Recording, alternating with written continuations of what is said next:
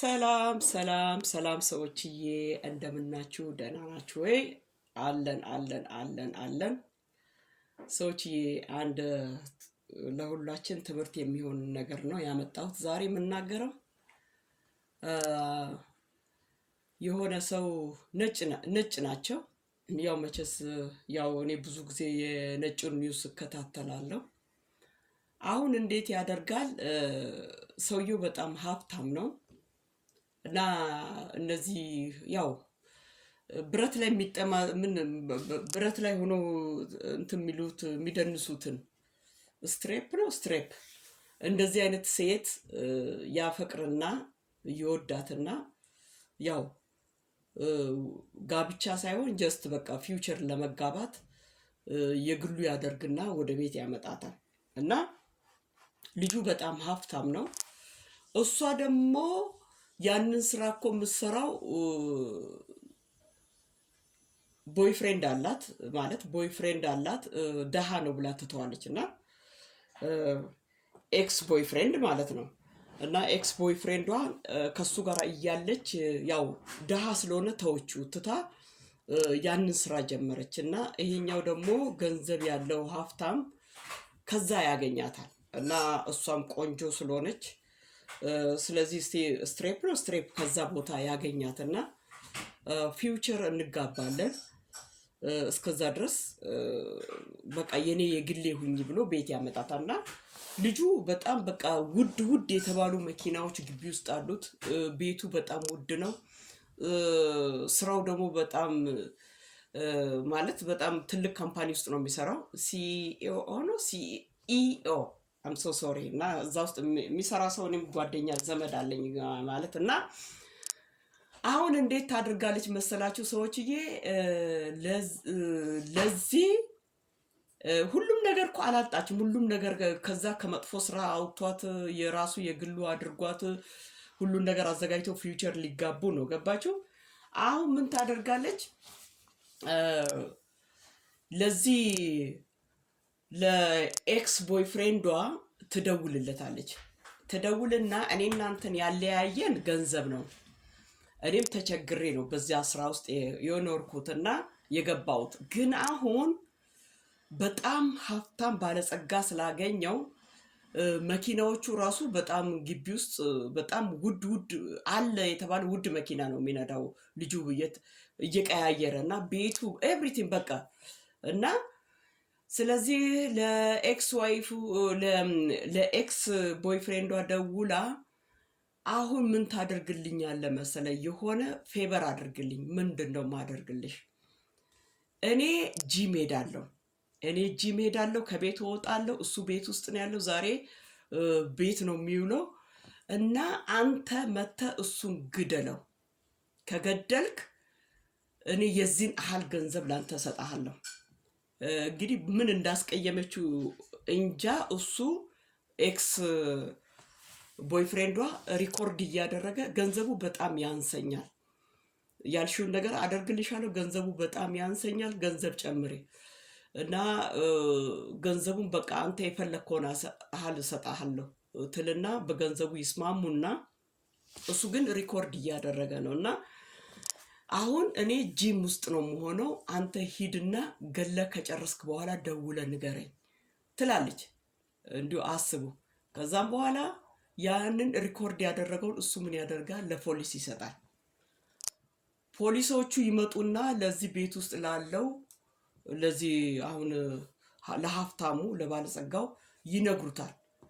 ከነገሩት በኋላ እርሱም ይደነግጣል፣ ያለቅሳል። በቃ አታልቅስ ይላሉ።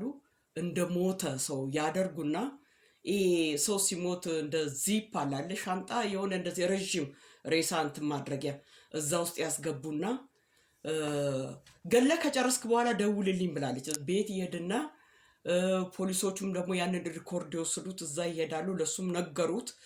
እሱንም ደግሞ እንደ ሞተ ሰው አድርጎ አንድ የሆነ ይሄ ዚፕ ያለው እንትን አለ እዛ ውስጥ ያስገቡትና እንደ ሬሳ ይዘረጋል፣ እዛ ውስጥ ይታሸጋል።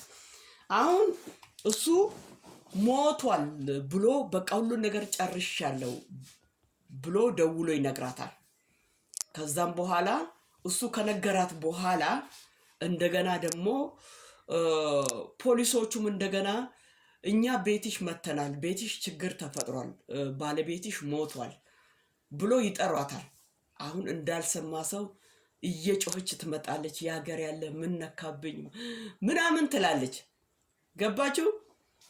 አሁን ልጁ ደውሎ የጠራው እኮ እሱ እዛ ቦታ የለም፣ በቃ እኔ ጨርሼ ወደ ቤቴ ሄጃለሁ ነው ያላት። ፖሊሶቹ እንግዲህ ያው ነገሩን አገን ሪፒት አላረግም።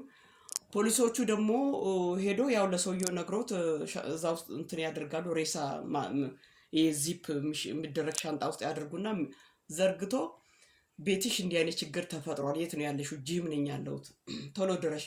እያለቀሰች እየጮኸች ትመጣለች። ምንም እንዳላወቀ ሰው ሻንጣውን ይሄ እንትን የሬሳ ማስቀመጫውን ለመክፈት የሀገር ያለ ትላለች። እና ከዛም በኋላ ምን ይላሉ?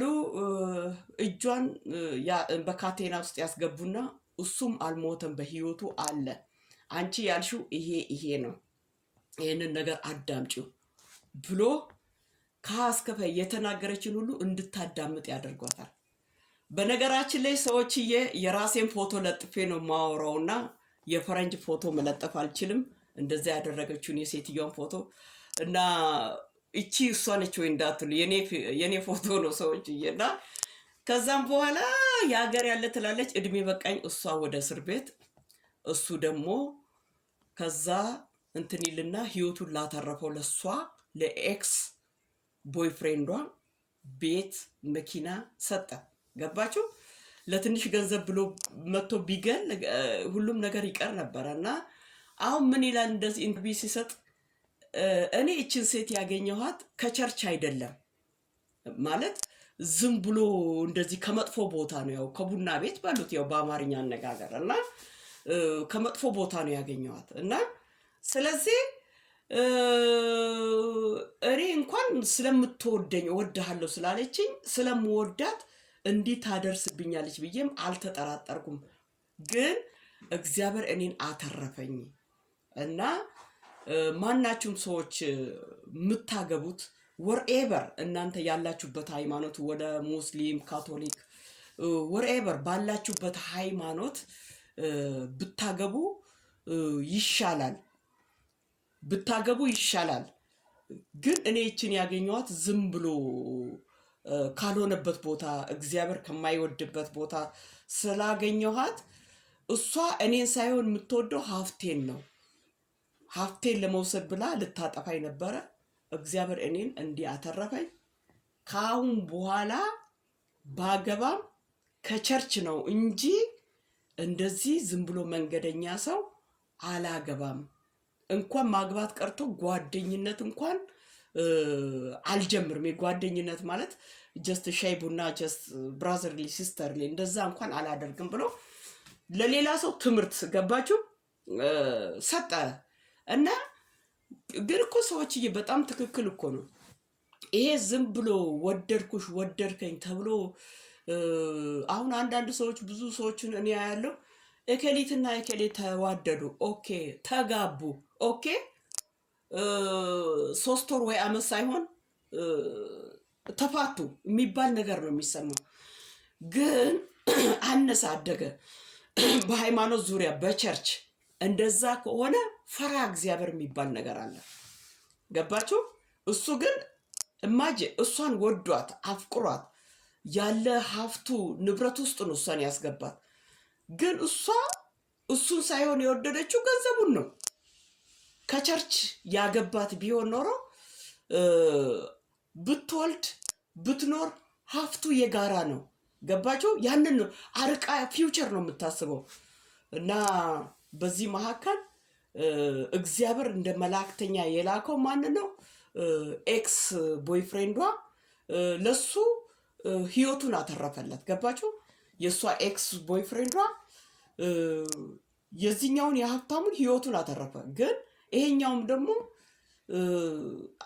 እግዚአብሔር አንተን ለእኔ እንደ መላእክተኛ ስለላከልኝ ብሎ ከዛ ከውዱ መኪና አንዱን ሰጠው።